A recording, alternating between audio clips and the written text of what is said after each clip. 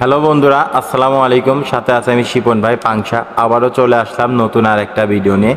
তো বন্ধুরা, আপনারা দেখতে পাচ্ছেন যে আমি রাস্তার পাশে যে আগাছাগুলো আছে এগুলো আমি পরিষ্কার করতেছি। তো প্রচুর পরিমাণ বৃষ্টি হচ্ছিল, যেহেতু আসলে আমার শিডিউলের মধ্যে ছিল, বাট আরও আমার সময় ছিল না। তো আমি সেখানে ছাতা হাতে নিয়েই আমি কাজটা শুরু করি।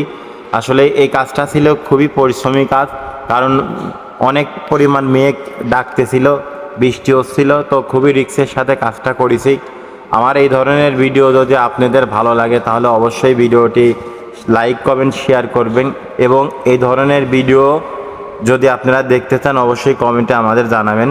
তো আমি চেষ্টা করব সবসময় এরকম ভালো কিছু দেওয়ার।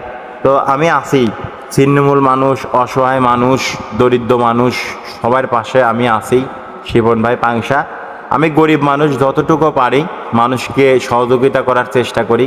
কেউ আমাকে বলে ভিউ ব্যবসায়ী, কেউ বলে পাগল, তাদের প্রতি আমার কোনো আফসোস নাই। আমি দোয়া করি তারা সবসময় ভালো থাক।